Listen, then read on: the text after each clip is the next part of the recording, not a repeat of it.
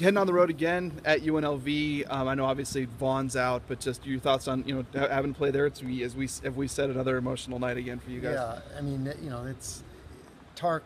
If you're referring to the Tark situation, he meant so much to that city and that program, and that we're going to see a little different, emotional night, I think, and they'll probably have a big crowd there, and so we know what we're in for. It's going to be a tough one, and I mean, first of all, you take that out of it, and they're a really, really good team, and 11-2 at home. So they one of those wins includes Arizona, so it's pretty impressive, and we haven't won there yet. I mean, so our backs are against the wall. What are they doing anything different without Vaughn, or is it kind of the same thing, or who's kind of maybe stepping up, without that guy in there? Well, I think you've seen Wood step up, and McCaw's going to play a bigger role, and he certainly can. He's a great player, and Woods is playing like a top 15 pick right now, and so they're not without talent. And like I said, great home court advantage, great coach. We're going to see it all. So, like I said, it's going to be a tough one. You've gotten it done twice on two other courts that you've never won before. What's it going to take to put UNLV as number 3? Yeah, it's tough duty, and not many teams have gotten it done there. I think it's going to take our best effort, both offensively and defensively, and with us, I think a big part of wins and losses is how we shoot the ball too, and it's not totally what we do, but it is kind of who our identity a little bit, and so we have to go down there and shoot the ball. With Saturday's loss, was it any easier to take just because you knew at some point you probably were going to lose at some point? No, it's been a long time since we've lost a game, but the feeling still is the same. I mean, our guys were devastated, our staff was devastated. We were right there, and a play or two down the stretch, and that when you look at these eight wins in a row, 5 or 6 of them were a play or two down the stretch. That even like at New Mexico, we won by 10, but it was just a 1 or 2 possession game, and so that's what it was, and we didn't finish it off as good as we finished off some of those other games. I don't know the exact minutes, but it seemed like some guys were just gassed at the end of the game. How much do you attribute the guys that couldn't play as being a factor? I think it was a big factor, and especially with who we played and what they have.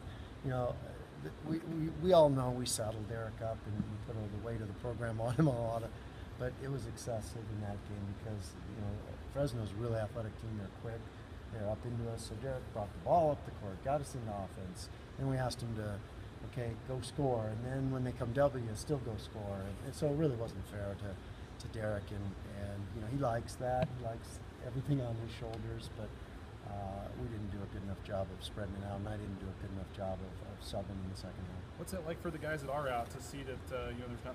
Obviously, they made some sort of mistake to not be out there, and they maybe have a contributing factor in the team not winning. Well, these are good kids, and I know that they're upset that they're not out there to help this team, and they're going to make it up to them, and so it's just college basketball, and like I said, they're good kids that made wrong choices, and they're paying a price for it. And unfortunately, maybe our team did too.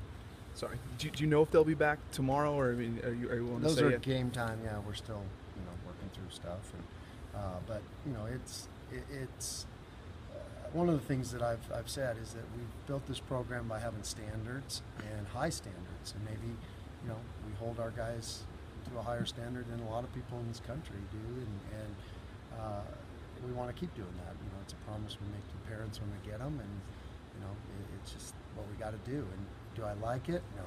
I mean, I'd like it if we've got to be at full strength all the time, but I feel like you just can't waver from that. Is that You're already the down ultimate penalty too when you see the results come up in the win-loss column potentially? Is it the ultimate type of penalty? Yeah, and as a coach, I never want to punish the team, in those situations. But that game, I'm not putting that on them totally. That game was, I'm putting it on me. That game was there to win with 3 minutes to go, and there's a few choices I made that I could have done better. And if I would have done better, maybe we win that game. But those are all hindsight. So every loss has a lesson in it. What do you take from this particular loss to Fresno? Well, you just as you go forward, when you knowing what we had and what we did, you're trying to figure out rotations now that we have a new roster, now that we played with the new roster. So I probably learned a little bit about what I should do in that situation. But like I said, it wasn't for lack of effort. Our guys were right there the whole game. We led with 4 minutes to go with the ball. We just didn't close it out. You only have a finite amount of guards, so when you're down Des already, Anthony who can kind of play a guard spot, and 2 more, how does that change just basically what you do? And there's not many teams in the country, we're all kicking ourselves after the game, but really in reality there's not many teams in the country that can lose 5 of their top 10 players and still go on the road and get this done. And so we're asking a lot of these guys, and they're delivering. Like I said, they were right there. A couple more possessions, and we can do better. And that's what we got to do.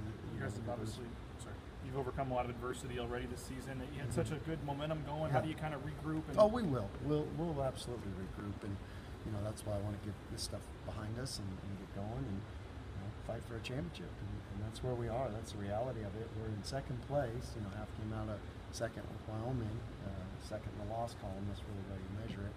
And so we're right there. And if we can play our best basketball going in right now, we're in great shape. Second half, Fresno seemed to kind of attack Derek, something maybe a lot of teams haven't done. Yeah. Do you expect to see more of that? We've seen some of it. Air Force basically triple teamed them out of their zone, and we're going to see that, and we've handled it really well. That game, we just like we said, it was probably fatigue a little bit there. We had the right play and we just didn't execute it quite good enough, and when we had the turnover when we were up 4. So we'll be able to handle it, and we got good enough players around him that they're going to make shots. Chandler seemed to have his best game of the season for you. How have you seen him progress, and how do you feel he played down there? Well, he is. He's so close to breaking out, and that's what I keep telling him. And you're going to see him turn the corner, and I just like it to be now.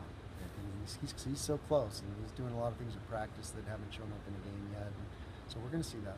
It was a few more turnovers than usual for your team. Yeah. But this season you've been so good at just, I guess in your tenure, but just this season you've taken care of the ball so well. What has it been, and how important has that been for your success? Well, that's been huge, and that's what we take pride in doing, making easy plays and playing together. And 2 or 3 easy plays lead to a great shot is what we tell our guys, and so nobody has to make that difficult of a play. Now Fresno's really good at doing that to teams.